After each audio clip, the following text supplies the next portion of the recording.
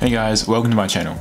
In this video, I'll be taking a look at the trusty Canon 70D and whether or not it's still worth buying in 2022.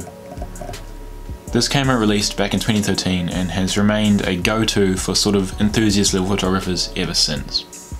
However, with mirrorless cameras having taken over the market, has this camera fallen too far behind? To start with, let's consider the sensor.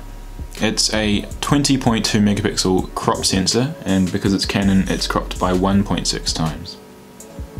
So with 20.2 megapixels, it actually performs fairly well. It's on the lower end, but not many people would really need more than 20 megapixels.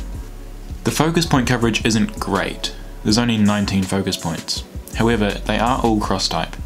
The only real issue will be shooting really fast-moving subjects. You might struggle to get the focus to lock on all the time.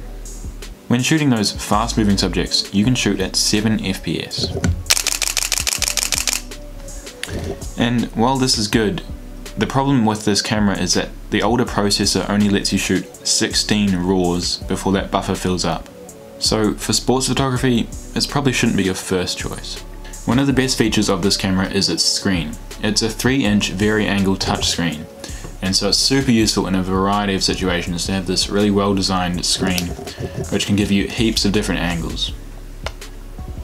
One of the features of this camera that does keep it up to date with the cameras of today is its shutter speed range. So it can shoot at an exposure of 30 seconds all the way up to 1/8,000th of a second, which is definitely as fast as you probably ever need.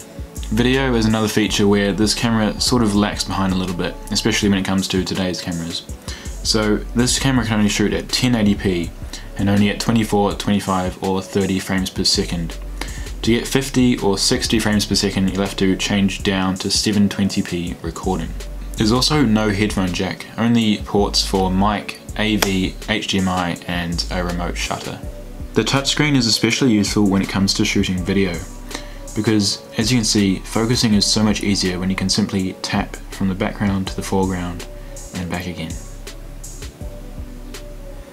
Some other nice features to mention would be the weather sealing,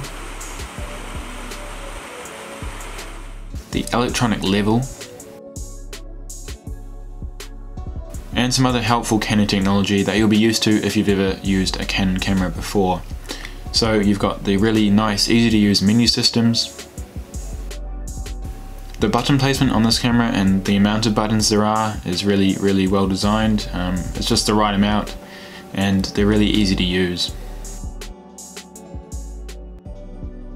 There's also a nice selection of shooting modes, which is really useful, especially if you're just sort of starting out and learning the ropes of a DSLR.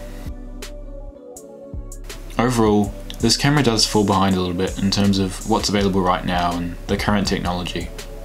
There's no 4K, there's a lack of autofocus points, and the processor is a little bit slow. However, this is still a really solid camera. Once you become familiar with it, you'll find it to be really reliable and you'll be able to get some really nice images out of it. It's by no means a professional camera, but for someone who's just wanting to learn photography and building up their skill set, it's still a really good option.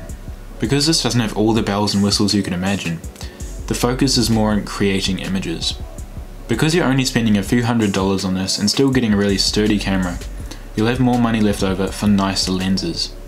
And because of that, this camera is definitely a good option for a beginner photographer. In fact, for many people, it would be beneficial to have a camera that you can master and learn to get the most out of. Eventually, you can upgrade with that knowledge and that expert ability. So, for many people, this is still a camera that's worth buying in 2022.